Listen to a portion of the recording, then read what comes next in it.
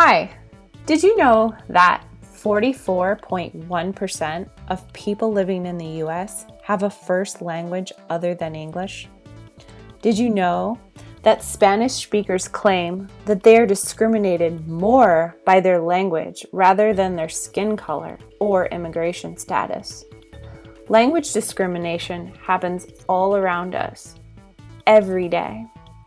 Some people feel English should be the only language in the US, and especially in our schools. People in power have forced this belief on language minority groups. You may be thinking that we should only speak English in the US. Or maybe you have never thought about this before. I never did. Then I started thinking and reading and thinking, and well, let's take a closer look at language discrimination and what it can lead to and what educators can do about it. Let's take a closer look at language discrimination and some discriminating facts. Teachers have been fired for speaking Spanish, and teachers who have a first language other than English have been closely monitored. Many states have an English-only policy for education, and many students are told they can only speak English. Employers have turned applicants away due to their language. People have been physically harmed for speaking Spanish, as in a case where a middle-aged man talking on his phone was punched by a man and was told to speak English. Judicial powers have threatened parental custody unless English is learned.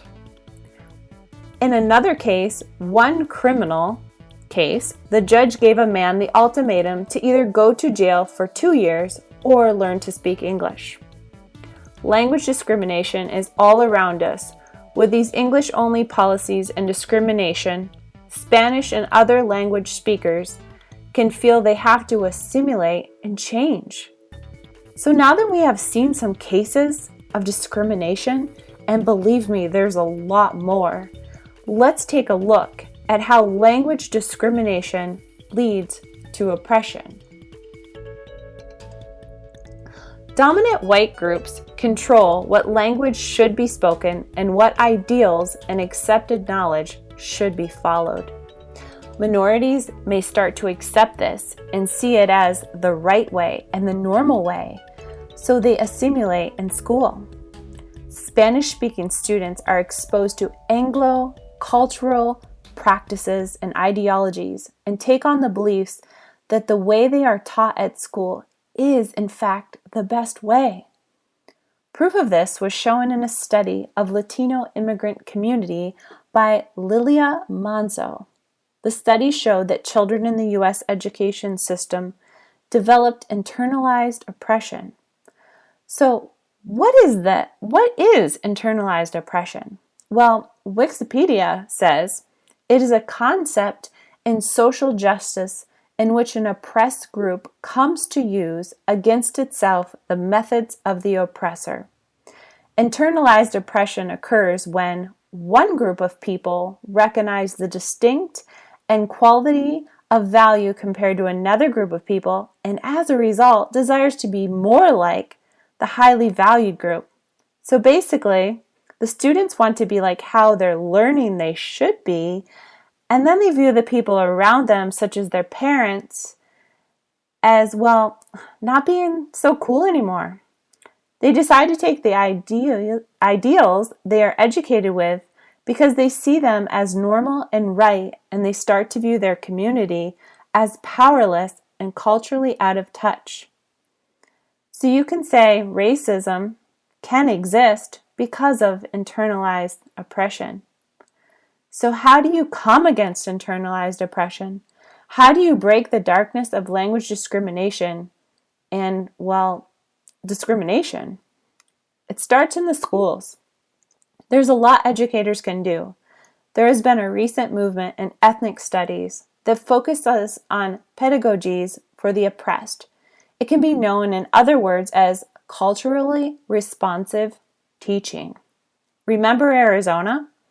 Well, they banned ethnic studies, But the good news, in turn, it brought so much attention that other states took on recognition of the need of them. So California passed a law mandating ethnic studies. Indiana high schools are required to offer them as an elective, and students in Rhode Island successfully lobbied for them. Montana and Alaska have added standard for culturally responsive teaching. The impact the studies have had are a huge success. Teachers say that the studies break cycles of poverty, violence, and incarnation that people of color face. The students see themselves as makers of history. Students are interested because the studies are relevant and meaningful and affirming to their identities. Attendance in school has been improved, and so has academic performance and literary skills. So, should we only speak English? And more specifically, should we only speak English in schools? There has been a deficit view of bilingualism, meaning that students who have another first language other than English are looked at as lacking. Some educators and administrators believe that bilingualism equals cognitive deficiencies, and more than one language inhibits cognitive development.